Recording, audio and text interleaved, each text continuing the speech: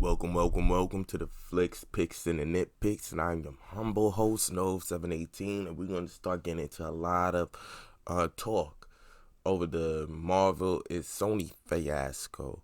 And now, I'm going to start this part off before I actually read the article, in the fact that a lot of the guys, the bros that I know that are movie fiends and film heads, yeah, we've been chopping it up about this whole Sony and Marvel dust up, and I do believe that there's a lot of nuances to this conversation that a lot of people have not really looked at, especially because I went off of the reports of both John Campia and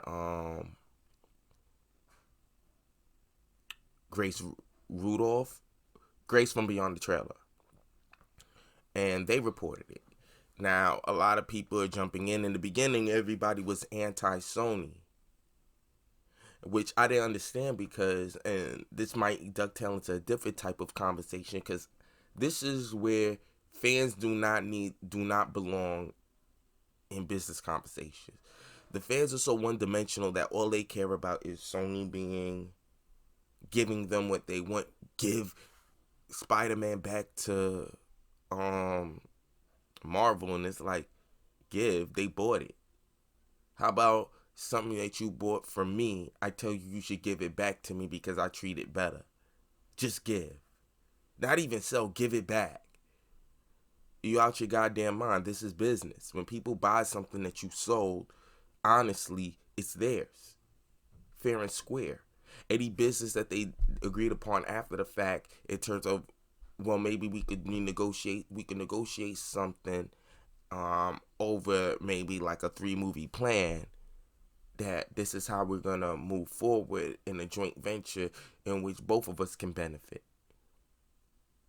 Then you come back and say, hey, I want more because we did successful.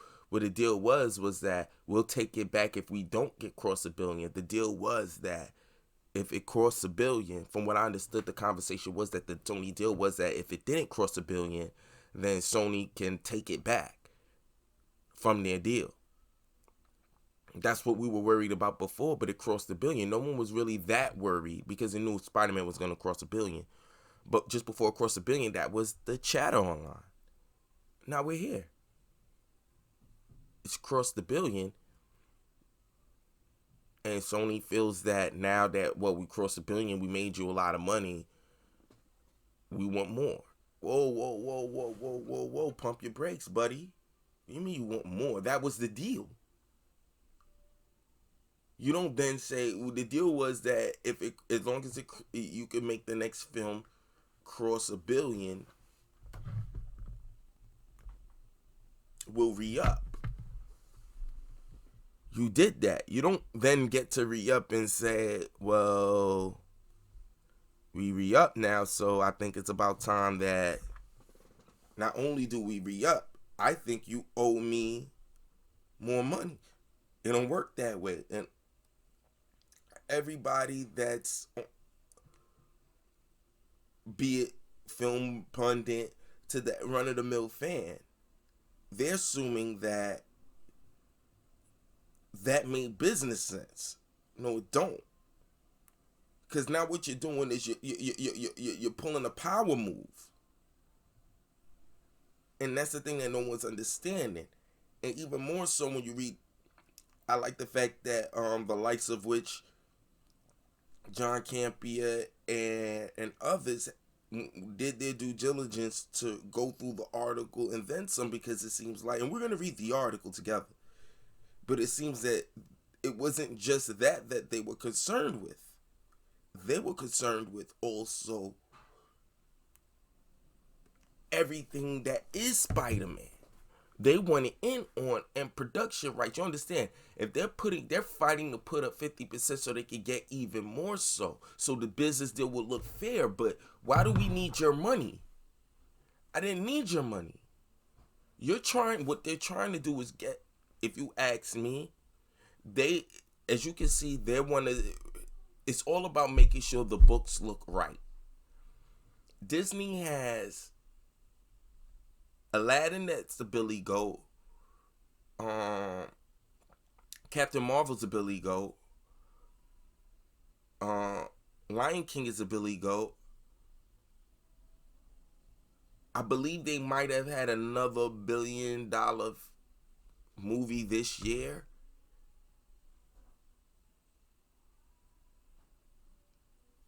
Oh yeah. Oh, I'm so bad. A $2 billion film in Endgame. Wow.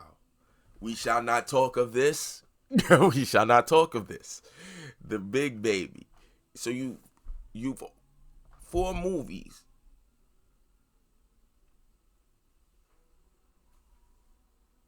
4 movies has gotten you $5 billion.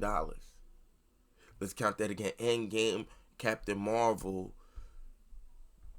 Aladdin, and Lion King. So of course you want to say, oh, we got 5 over $1 billion movies. You can't say that because Spider-Man isn't yours. You can't add that into the dividends. So I get why Disney's like, well, why can't we add it? We damn near made the whole movie. Yeah, but the deal was the deal. It still makes you look good. Because Spider-Man did bolster all your other films as well. Like, let's not act like just having Spider-Man, even though you might have wrote the character, and from what I understand, you wanted Asa Butterfield to be him. Sony said, no, this is going to be the Spider-Man. It's going to be Tom Holland. So clearly Sony makes good decisions. You know, we could argue that Asa Butterfield could have been better. We don't know. We know that the guy we like now that seems to be charming the pants off of everyone as Spider-Man, that was a Sony pull. And they pull rank for him to be the Spider-Man. So now that we are here, for anyone to assume that just giving Disney Spider-Man makes sense just because of your selfishness, then you're the selfish one, the fans. This is business. This is business. And they did what they could have done. They walked away from the table. They said, fuck that. We'll walk away from the table. They gave a nice outro. So that they left the communication, so that they said F you, because they knew down the line, yo, we might want to do this deal. It works for us. Because it'll help Venom. Because they knew that Venom, even though it made close to $1 billion, it made 800, you better get a new director. Because I'll be honest with you, I'm surprised Venom made that much money. We'll talk about Venom another day and do a film review on it. But, yeah. Which was smart to get Andy Serkis, and let's do better with this next Venom film. And I like to think that the next Venom film, story-wise, it'll be better towards the character of who Venom is. That being said now, for us to circle back around to the Sony deal, it's a smarter move while they focus on what they could do with Venom. Because remember, if Venom 2 doesn't work good, you can scrap that Venom and you can deal with Sony and say, help deal with Marvel and say, yo, work with us to do a deal with Venom. And that could be something very independent. Or they could take certain cues to boot, or make another deal to boot him in the Marvel Universe. Whatever you can do on the first movies, but he needs to jump back over here. So they could create another deal that could work for both Marvel and Disney, so they could continue the success that they're doing moving forward. Now, Disney, on the other hand, this is the Disney perspective. Disney like, yo, we didn't really need Spider-Man, which they really didn't, but you wanted him. And it works good. And you really did need another hero for Civil War. Otherwise, it'd be a very small Civil War, not that much people. Because you didn't have enough heroes to make it enough of a Civil War. To play off the word of war, you needed as much heroes as can. Because to be honest, a lot of people don't know, Carol Danvers was actually supposed to show up at the end of Civil War. But they pulled that out because it was like, you know what, let's just focus on what we have, because they didn't want to do more than what they needed to, which was a smart move. You know, Carol Danvers, we haven't seen her for her to pop up at the end. Might have added more questions than needed. We didn't know these characters. And the way Civil War works is when all the heroes, so you kind of need as much heroes as you can to create the idea of a fantasy. To create the idea of a full-blown Civil War. That being said, now Marvel did. Spider-Man is their number one IP. It doesn't matter. The number one most recognizable superhero out there, and Sony was never gonna give that up. The smartest move was to make this deal so Marvel could have added incentive on the success of Spider-Man, and booting him in your universe was gonna bolster the IP of the merchandise, which was already 100% yours to begin with. This joint venture helps both of y'all on the back end. For Sony, it gives Spider-Man, it boosts Spider-Man's recognizability. Dang, that shit sounded weird, but especially within a larger universe, which also helps your Venom, because eventually you're going to want Spider-Man to jump into Venom's world. So now you have a side universe to work with. Then also you can use Spider-Man as your build-up character, so you can build up all your villains in your sub-superheroes, while Spider-Man can run around in Marvel, and they could build up into meeting Spider-Man, as long as the stories are working. Because if it doesn't work, you still have Spider-Man, and you can reboot everything else that you've created on the other end, and use those characters if you want to renegotiate with a deal with there was still a lot more to be done by working with this. And this helps Sony because it gives them a lot more room to build a Spider-Man universe, which they wanted to. And with Into the Spider-Verse, it actually opens up the doors that you could just even walk away from these universes completely and start with Spider-Gwen and make a Spider-Gwen movie that exists in another universe legitimately, because that's how it works in the comics. And then you can actually work a Spider-Gwen, and her villain gonna look considerably different from their villain. You can actually open up, like the fact that Miles Morales, you did this with the animated universe, you open up the possibilities for Miles Morales, which you already kind of hinted at, because now that you got people familiar with the character, all you need is maybe another animated film. He's already been seen on a cartoon. He has a comic, just to boost his IP, so we can be excited for him showing up down the line, be it in the MCU film or a Sony Universe film, live action film. This is a smart move. So people gotta remember, it's not just about the deal, it's also what the deal can imply. Sony doesn't want to walk away from the deal, and from what I understood, Sony even decided to come back. We're gonna read the article, but this is just a broad strokes where my position is, and my position always was: sit back and get all the information you can, then start making your arguments. The first argument from the rip, and I didn't need to listen to no one, was when everyone says, well, it's Sony's fault. No, it's Sony's character. It's not a fault. They could walk. You're trying to get more out of the deal, way more out of the deal than you're trying to renegotiate a brand new deal when this was the deal. You want to renegotiate a brand new deal where you control and get more out of Spider-Man than we did. We bought Spider-Man fair and square. That's the point. This our big franchise. We have no problem cutting you in on 5%. And it was from the first week. So this is easy money. You're playing with somebody else's money, and your incentive for doing that is to get 5% of the first week. Now you want production rights, so you can actually make your books look like we got $2 billion movies in our franchise. And once you have a deal like that, who knows what other movie you're gonna make to try and weasel yourself to snatch Spider-Man up completely. Which I'm not knocking you to make these Disney for making these moves, because technically speaking, this was a Marvel property. Disney owns Marvel. This is a Marvel character, but you sold the movie rights, so the movies will belong to Sony. You did this. This is you. You did this for money. You got your money.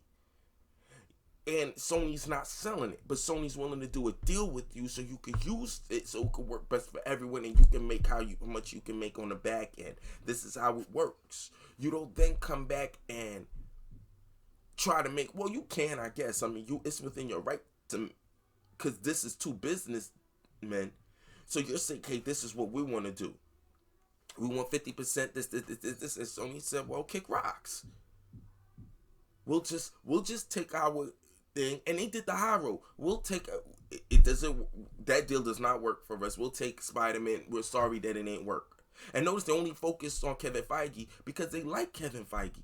They had a relationship from before via Amy, so that relationship was always around. People forget that they was gonna put in the Avengers, the first Avengers movie, they was gonna put the Oscorp Tower from Amazing Spider-Man in the city skyline line as an Easter egg, because the relationship was already there. He was trying to get Spider-Man in the universe, because let's be for real, Marvel isn't Marvel without Spider-Man. You did well taking B and C list characters and taking them to A list status, a la Iron Man. Iron Man was always kind of like a B character, not a C character. I'm going to say C character. Some people might argue C. I'll say he was more of a B character, and they elevated him to A status. X-Men a lot of those were already A-list characters. Captain America, you could argue, was taken for B to A-list.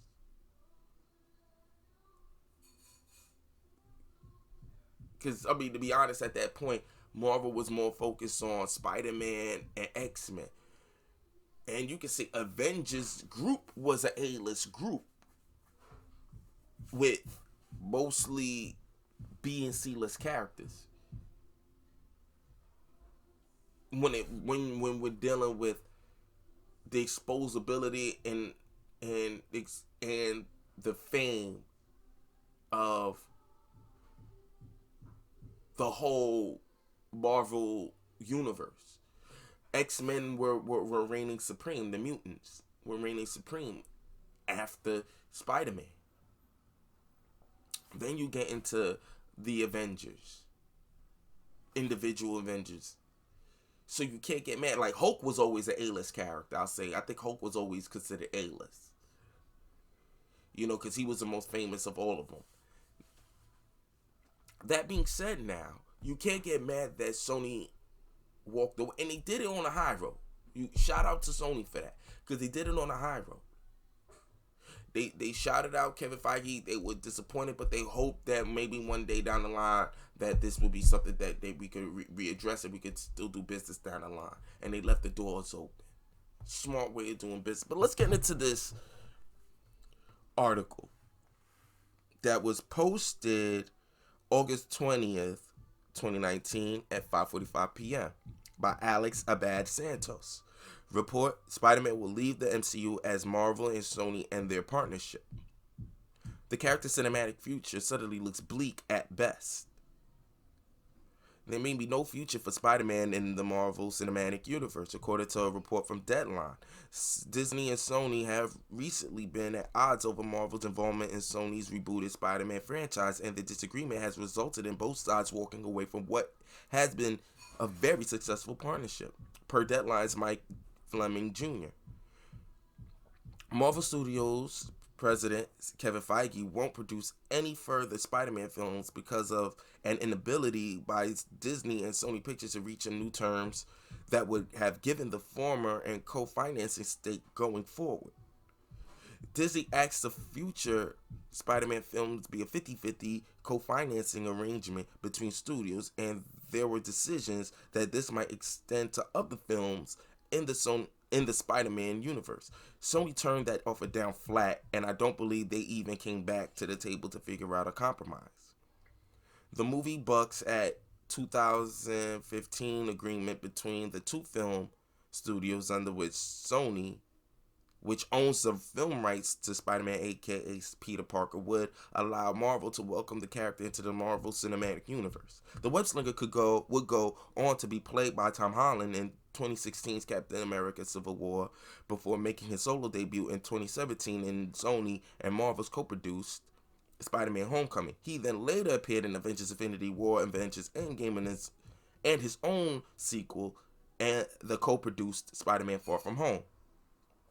Marvel and Sony's partnership allowed Sony to keep Spider-Man's film rights and earn piles of money at the box office, while Marvel got to incorporate the character into the MCU. Which people are also forgetting, if I could sidebar, that Sony was making money with the character by themselves. So for you to even say loads of money, they were making loads of money from before. I mean, yeah, this is the first $1 billion and the largest film that they've ever created on Sony's books. But make no mistake, they was always making money with Spider-Man on their own. And large amounts. Let's continue, though. Marvel and Sony's partnership allowed Sony to keep Spider-Man's film rights and earn piles of money at the box office, while Marvel got to incorporate the character into the MCU. Marvel also received a first dollar gross, which usually refers to a percentage of the movie's gross revenue payout in the range of 5% according to Deadline sources. The specific details of Marvel's deal with Sony isn't public knowledge. Holland's Spider-Man has become an essential Marvel superhero, and his relationship with Tony Stark has been a consistent through line in the last 3 years of Marvel storytelling. He was also expected to be a cornerstone hero along with Captain Marvel, Doctor Strange, and Black Panther, who would take over for the original trinity of Iron Man, Thor, and Captain America in Marvel's upcoming movies. Deadline reports, which comes less than 2 months after Spider-Man Far From Home became Sony's biggest movie worldwide, calls the character's cinematic future into question. Neither Disney nor Sony has officially commented on the matter, but for now it seems like Spider-Man's future existence in the MCU is bleak at best, and I don't feel so good moment for the fans of both Spider-Man and Marvel. Update. The article has been updated to be more clear about Marvel's first dollar deal with Sony to reflect that Deadline sources believe Marvel's deal to be around a 5% cut of Spider-Man Homecoming and Spider-Man Far From Home's gross revenue. Neither Marvel or Sony has confirmed the specifics of the deal. Okay, so it might be of the gross than the first week's deal, which has been a discrepancy. I thought this was the direct Deadline interview, but this is from Vox.com because I was trying to Google the Deadline report, and I might jump in and make another video because this one is getting a tad too long for my taste.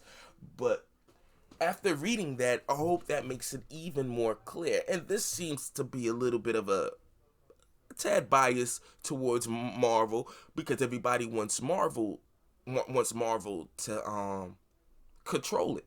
But that's the reason why the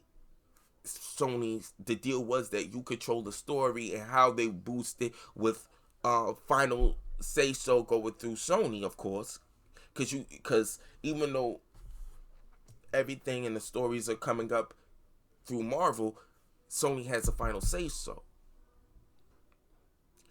The reason being, which would make sense why you would do a deal like this, just to have Spider-Man in this. Look, we don't like what you've been doing with your characters, how you've been doing it.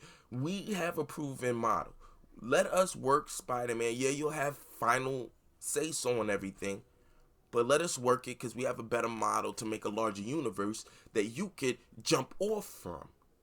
But we need complete story and written control. Yeah, final say-so will go through you, but we need everything to go through us. That was a smarter move, because if we take anything that you do apart from us, and we already have an established universe, that we inherit your follies. The only way we could do this deal is if we boot and completely clean through ours. Now, whatever you do with your Spider-Man universe, that'll be up to you. But And we'll see how that goes. You could take some suggestive notes, because eventually, and even in that deal, they said they also wanted to probably also use Spider-Man villains as through lines for their cinematic universe, a la Norman Osborn, because they want to go into Dark Avengers territories. So the deal was working for everyone, because if you would have did it your way, you would have did your own Norman Osborn, which might have been the antithesis to whatever they were doing in their paradigm that's set in the MCU already. That's why it was smarter. Let us create the characters. Don't worry, we're gonna play with your money. Let us boot it. We have a better deal, and of course, the failsafe will be, if you don't make $1 billion by the end of this deal, everything can come back to us. That was smart, because we're going off of your reputation. So if your reputation precedes you, of course. Now, if your next bottom movie turns out to be us and makes less than what we can make on our own, then we'll walk away, because the point of this deal is to make it as lucrative for both involved. If it's not lucrative, it's not a success. That's the point. So it behooved Sony to say, yeah, you write them, yeah, but we'll have final say so we'll go over it and be like, we don't like this, we don't like this, we don't like this. But it'll go through your universe. And whatever we do apart from it, MCU doesn't have to inherit that. We could call Venom a one-off if it didn't work right. And that's what they were trying to establish.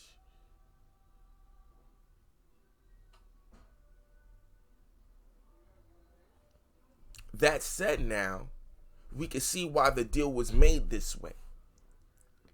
It was to protect each one's investments. Should this not work out the way they want to, we could go back to our neutral corners. Unfortunately, it worked out, but unfortunately, people are wanting more out the deal because it worked so well, which leaves us here. I see some other information popping out, but I'm gonna go end this one here. We're going to do a little bit more information, and we're going to keep on talking about this Spider-Man Sony involvement, and we'll see where this one goes. If you ask me, I think it's much ado about nothing, because at the end of the day, they will come back to the table, because this works for everyone. But that's all I got right now. We'll jump back in again later, and we'll talk more about this Sony versus Marvel fiasco, because it's the talk of the town. So let's get it, man. So leave it down below now. What do you think about the Fox versus Sony issue? Do you believe, like me, that this is not Sony's fault? This is not really a fault of anyone. If you ask me, Marvel is being more greedy, because the implications of the next deal seems to be that you want to basically take Spider-Man back, which Sony's not selling. So at the end of the day, I feel like this is Sony, and Sony has a high ground. Sony has a high ground, but we'll get into that separate. We're just talking about the split, but we'll talk about the Sony having the high ground. But let me know what you guys think. Are you on my think like how I think, that it's Sony's character, so Sony doesn't have to give anything to anyone. This is all about whatever Sony wants to do. They bought it fair and square years ago. Spider-Man is their cinematic character, and you can't tell them what to do and how the business is gonna go. I mean, you can, but then we're here now because they walked away, which they did exactly what they should have. Nah.